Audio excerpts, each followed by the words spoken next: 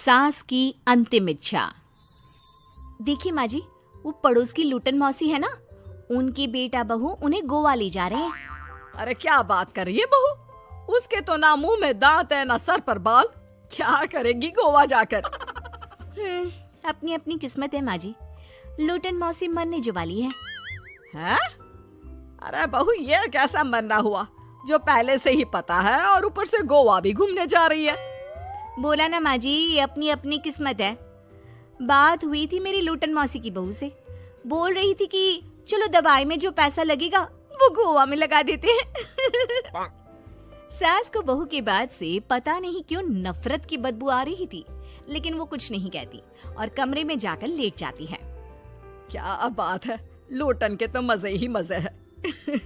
वैसे आइडिया बुरा नहीं है, थोड़े से पैसे लगाओ और सीधा गोवा की सैर। मैं भी चलती हूँ गोवा। अगले रोज सास तय वक्त पर उठती नहीं। अरे देखो जी, माँ जी अब तक उठी नहीं। आज दूध वाले से दूध और काम वाले के लिए दरवाजा मैंने ही खोला है। अब कम से कम माँ जी का ये तो सुख है कि सुबह जल्दी उठना नहीं पड़ता। अरे बड़ी अजीब हो तुम, मेरी माँ सुबह से उठी नहीं है और तुम्हें चिंता दूध और काम वाली की है। अरे तुम्हें चिंता है ना, तो जाओ जाकर देखो क्या हो गया। वैसे मेरी किस्मत कहाँ लूटन मौसी की बहू जैसी। बेटे को माँ की चिंता होती है, वो सोचता है कि कहीं माँ की सांसें तो नहीं रुक गई और हमें पता ही नहीं चला। बेटा माँ के कमरे में जाता है और वहाँ जाकर, माँ क्या हो गया है तुम्हें? बेटा लग नहीं रहा कि अब मैं बचूंगी, लल्लन डॉक्टर के पास ले चले। अरे कैसी बात कर रही है माँ, तेरी तबीयत सीरियस है और मैं तुझे लल्लन झोला छाप डॉक्टर के पास ले जाऊं? ना ना ना। अरे तो कहाँ ले जाएगा बता दे, वहाँ एडवांस दे दिया है मैंने, वो क्या कहते हैं गूगल पे से। हैं? तूने क्यों पैसे दिए माँ? तुझे पता था क्या कि तू बीमार होने वाली है? सास को लगता है कि कहीं चोरी पकड़ी तो नहीं गई। वो हड़बड़ा जाती है और उसे पसीने निकलने लगते हैं। अरे माँ क्या हो गया, सर्दी में भी पसीने? लगता है तेरी तबीयत ज्यादा ही खराब है और लल्लन डॉक्टर पास ही में है, चल उसी को दिखा देता हूँ। माँ को लेकर बेटा डॉक्टर के पास जाता है, जहाँ माँ ने पहले ही पैसे देकर सेटिंग कर रखी थी।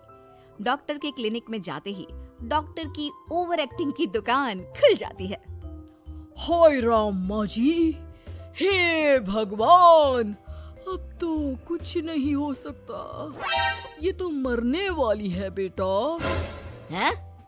ओए डॉक्टर है इसलिए इज्जत से बात करूंगा, नहीं तो मेरी माँ को देखे बिना ये बकवास करने के लिए तेरे मुंह में घूसा मार देता।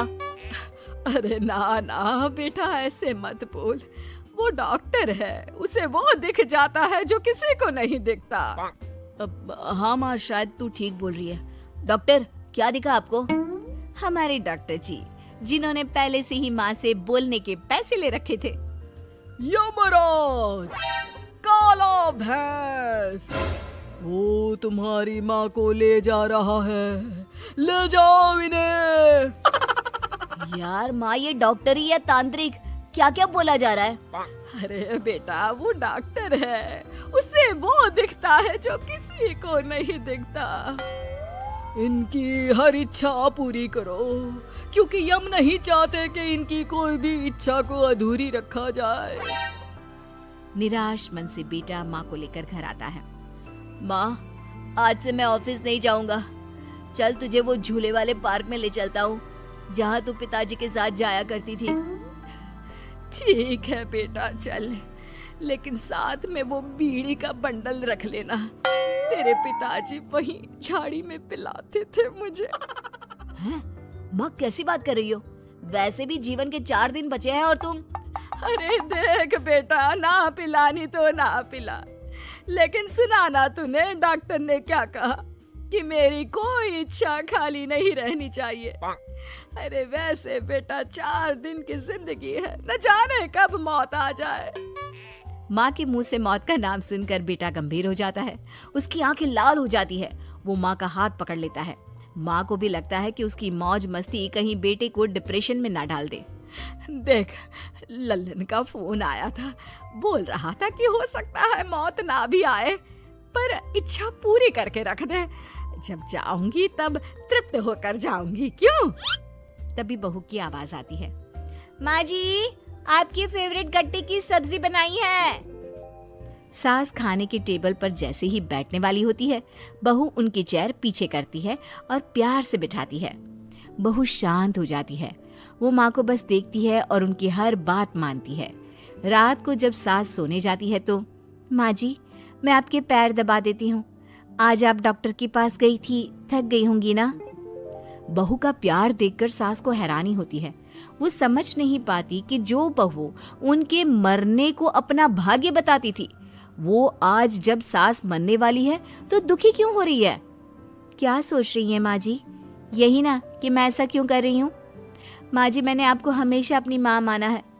माना आपसे नाराज होती थी, परेशान होती थी, आपकी बातें चुभती थी, लेकिन यकीन माने प्यार बहुत है आपसे मुझे। सास बहू को गले लगा लेती है। अरे तू क्यों मोह में डाल रही है? आज नहीं तो कल मुझे मरना ही है ना। बहू रोने लगती है और वहां से चली जाती है। अब तो सास आए दिन कोई ना कोई डिमांड करती जिसे बच्चे पूरा करते। मुझे ना वृंदावन जाना है, कृष्ण की नगरी देखने। जी माँ जी हम आपको लेकर चलेंगे। माँ मैं कल ऑफिस से छुट्टी ले लेता हूँ। बेटा अब आए दिन छुट्टी लेता और माँ को घुमाता फिराता। एक दिन बॉस कहते हैं, रमन क्या बात है? मैं देख रहा हूँ पिछले 1 महीने से तुम ना काम करते हो ना दाम, बस सारा दिन इमोशनल से बैठे रहते हो। ऐसे में तो कंपनी तुमको और नहीं रख पाएगी। मैं खुद ही नौकरी छोड़ने की सोच रहा था बॉस। वो क्या है कि माँ का आज नहीं तो कल कभी भी देहांत हो सकता है। इतना कीमती समय मुझे तो पल पल उनके साथ रहना होगा। पता नहीं कब वो मुझे छोड़कर चली जाए। और बेटा नौकरी छोड़ देता है। माँ मैंने नौकरी छोड़ दी है, आज से मैं तेरे पास रहूंगा। माँ जी मैंने भी बच्चों का नाम स्कूल से कटवा दिया है, अब हम सब आपके पास ही रहेंगे और आपकी सारी इच्छा पूरी करेंगे। अब सास को लगता है ये तो कुछ ज्यादा ही हो गया। अरे बेटा नौकरी नहीं करेगा तो खाएगा क्या? बच्चे स्कूल नहीं जाएंगे तो साल बर्बाद हो जाएगा। वो समझ नहीं पाती कि क्या करे, कैसे ये ड्रामा खत्म करे। बेटा बहू तुम लोगों से एक बात करनी थी। देखो मैं ना बहुत शर्मिंदा हूँ, मैंने झूठ बोला था, मुझे कुछ नहीं हुआ है। वो तो ये बोलकर सास सारी बात घर वालों को बता देती है। ओ माँ सच्ची? हे भगवान मैं जानता था माँ को कुछ नहीं होगा। वाह माँ जी ये तो बहुत अच्छी खबर दी। मैं तो हलवा बनाने जा रही हूँ। तुम लोग मुझसे नाराज नहीं हो? नहीं माँ जी हम बहुत खुश हैं कि आपके मरने की खबर झूठी है। माँ शायद मैं तेरे ठीक होते ही तेरा इतना ख्याल रख लेता तो तुझे ये नाटक करने की जरूरत नहीं पड़ती। माँ जी आप हम लोगों को माफ कर दीजिए।